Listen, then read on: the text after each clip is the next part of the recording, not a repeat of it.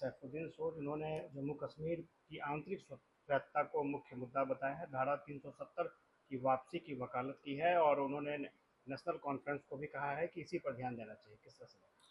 देखिए, केवल नेतृत्व के सवाल पर इंडिया ब्लॉक विभाजित नहीं है।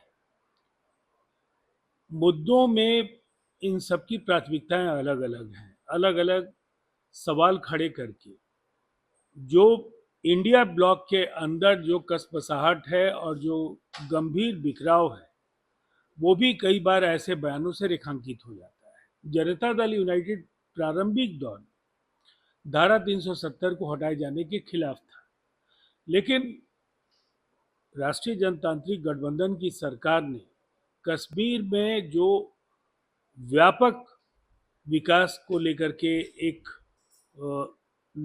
रणनीति पर काम किया, जिस तरह से बड़े फैसले लिए, 3 हिस्सों में कश्मीर को संघ शासित प्रदेशों में बांटा, लद्दाख हो, जम्मू हो या कश्मीर, आज विकास की जो गंगा बह रही है, जिस तरह से लोगों को रोजगार मिल रहा है, पारंपरिक कारीगरी से जम्मू कश्मीर की समृद्धि में लगातार बढ़ोतरी हो रही है, वहीं पूरे दुनिया के पर्यटक आज कश्मीर की प्राकृतिक छटा को निहारने के लिए आ रहे हैं। हालात बदले हैं और ऐसे में पुराने अंदाज में केवल केंद्र से अनावश्यक टकराव की रणनीति से नेशनल कॉन्फ्रेंस हो या अन्य पार्टियां, उनको बच करके जन आकांक्षाओं को पहचानना चाहिए। एनकाउंटर हुआ है, उसको किस तरह से देखते हैं?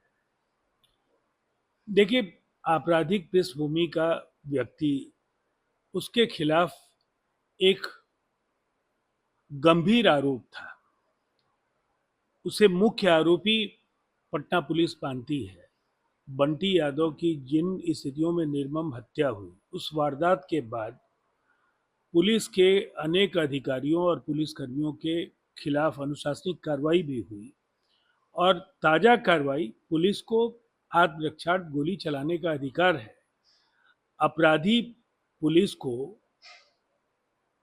औकात में रखने की कोशिश अगर करेंगे, पुलिस को अगर लक्ष्मण रेखा पार करने के लिए बाध्य करेंगे, तो फिर वैसी स्थिति में यही परिस्थिति होती है और इसीलिए ये बिल्कुल ही न्याय की दिशा में सही कदम है। अजीब स्थिति दिख रही है। चन्नी को मिलने के लिए राहुल गांधी समय नहीं दे रहे हैं। चन्नी न तो राष्ट्रीय अध्यक्ष की बात सुन रहे हैं, न वेणुगोपाल की बात सुन रहे हैं। किस तरह से देख देखिए, हम लोगों ने जो पंजाब की स्थितियों को समझा है, उसके हिसाब से हम कह सकते हैं कि राहुल जी अक्सर तब कुंभकर्णी निद्रा से जागते हैं जब सब कुछ लुट चुका होता है। चरणजीत सिंह चन्नी पंजाब के पूर्व मुख्यमंत्री हैं। अनुसूचित जाति और पिछड़ी जाति के मतदाताओं में उनकी खासी पैठ रही है। अत्यंत लोकप्रिय नेता हैं। दूसरी तरफ उनके और वर्तमान जो कांग्रेस का प्रदेश नेतृत्व है, जिस तरह से भूपेश बघेल की लगातार कोशिशों को वहां लोगों ने नकारा, राहुल जी को व्यक्तिगत दिलचस्पी लेनी चाहिए थी, लेकिन अब वहां के चुनाव को लेकर के तैयारियां जारी हैं और इतना तय है कि या तो टिकट बंटवारे के पहले ये ज्वालामुखी फूट जाए या टिकट बंटवारे के बाद कांग्रेस का बंटाधार हो जाए। हर परिस्थिति में भारतीय जनता पार्टी और एनडीए की सरकार बननी लगभग तय दिख रही है। 24 घंटे लोगों को न्याय जो है, आम आदमी को न्याय मिल सके, किस तरह से देखा जाए इस प्रयास? देखिए, ऐसे प्रोटोकॉल से निसंदेह लंबे समय से जो लंबित मुकदमे हैं और जिस तरह से फौरी तौर पर न्याय की उम्मीद लोगों को होती है, तो कई बार उनके पास सही अवसर नहीं होने की वजह से उन्हें समय रहते न्याय नहीं मिल पाता है। बड़ी संख्या में नियुक्तियां और ऐसा प्रोटोकॉल बनाए जाने को लेकर के न्यायपालिका को विचार करना चाहिए, जिसमें ढांचागत बदलाव और कई नीतिगत निर्णय हो सकते हैं, जिससे इस विशाल आबादी के राष्ट्र में न्याय हर व्यक्ति के लिए सुलभ हो सके। 24 घंटे लोगों को न्याय जो है, आम आदमी को न्याय मिल सके, किस तरह से देखा जाए इस प्रयास? देखिए, ऐसे प्रोटोकॉल से निसंदेह लंबे समय से जो लंबित मुकदमे हैं और जिस तरह से फौरी तौर पर न्याय की उम्मीद लोगों को होती है, तो कई बार उनके पास सही अवसर नहीं होने की वजह से उन्हें समय रहते न्याय नहीं मिल पाता है।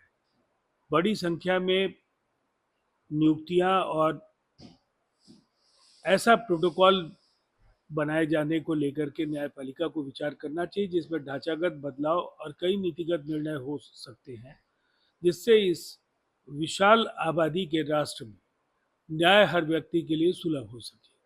टीएमसी में लगातार बिखराव दिख रहा है, एक एक करके पार्टी के नेता विधायक ममता बनर्जी का साथ छोड़ रहे हैं, किस तरह से देखा जाए?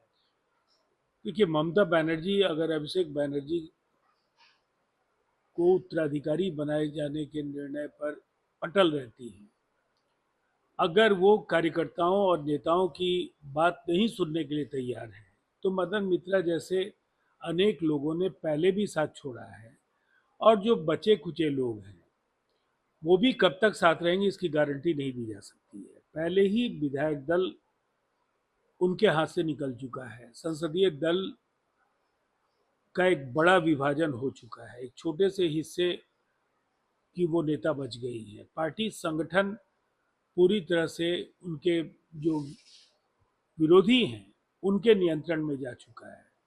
चुनाव आयोग के समक्ष पार्टी और चुनाव चिन्ह को लेकर के दोनों पक्षों के विरोधाभासी दावे हैं। ऐसे में ममता बनर्जी का राजनीतिक अस्तित्व तो संकट में है।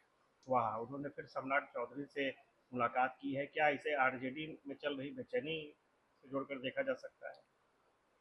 देखिए, आरजेडी दरअसल एक बड़े बिखराव की ओर तो अग्रसर है। अभय कुशवाहा पहले भी जनता दल यूनाइटेड के टिकट पर एमएलए रहे हैं,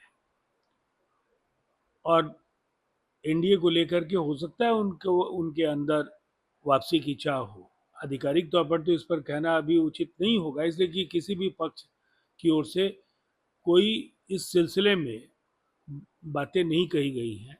लेकिन जिस तरह से हृदय परिवर्तन अनेक नेताओं का हुआ है और लोगों को लगता है कि एनडीए के हाथों देश का भविष्य सुरक्षित है, तो बहुत हैरानी नहीं होनी चाहिए।